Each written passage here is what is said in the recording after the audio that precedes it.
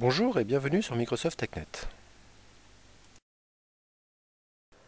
Je vais à présent installer le service DNS sur mon serveur DC2-siège et ainsi pouvoir disposer d'une solution de tolérance aux pannes pour le service DNS entre mon serveur DC1 et mon serveur DC2. Pour ce faire, je vais aller dans Panneau de configuration,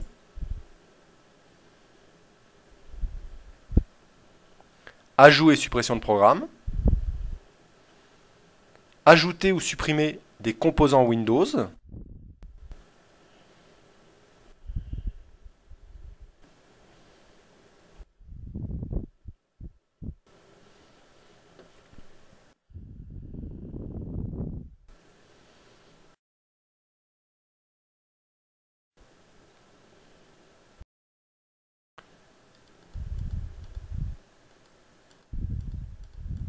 je vais aller dans les services de mise en réseau, je clique sur Détails et je vais choisir d'installer le système DNS. Je clique sur OK et je clique sur Suivant.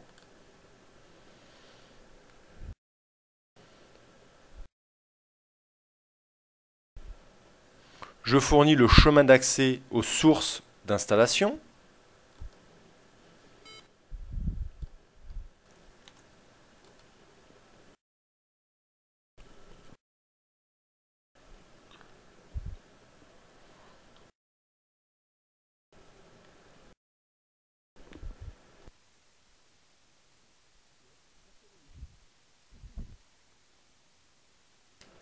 Voilà, l'installation du service DNS est à présent terminée sur mon contrôleur de domaine DC2.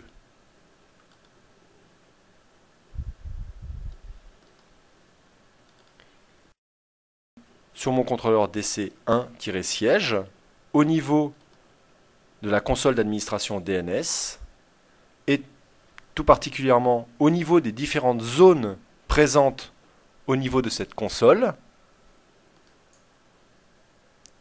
je vois dans les propriétés que la zone en question, par exemple cet excellent.ad, est intégrée à Active Directory et que par défaut, le champ de réplication correspond à l'ensemble des serveurs DNS du domaine Active Directory cet excellent.ad.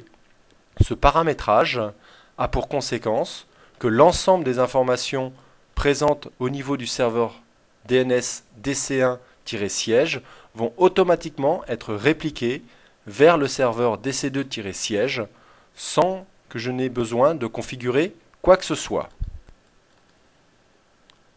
De même, en ce qui concerne la zone underscore msdcs.cetexcellent.ad, cette zone étant intégrée à Active Directory, la réplication étant paramétrée pour tous les serveurs DNS de la forêt Active Directory, cette zone va automatiquement se répliquer sur mon serveur DC2-siège avec comme délai le délai de réplication au niveau de mon domaine qui est d'un maximum de 5 minutes.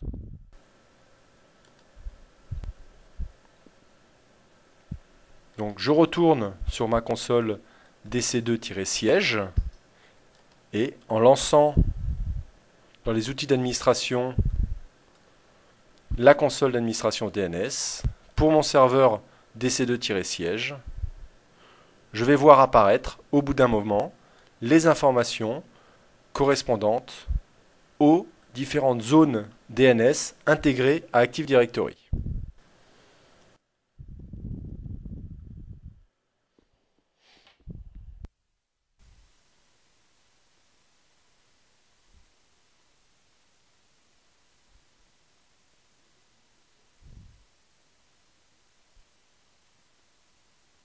Voilà, on voit bien que les différentes zones en question se sont maintenant répliquées sur le serveur DC2-siège et je vais donc maintenant configurer l'ensemble de mes clients pour pointer à la fois sur DC1-siège et sur DC2-siège et ainsi assurer une tolérance de panne au niveau du service DNS.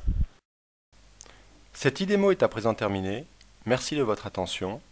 À bientôt.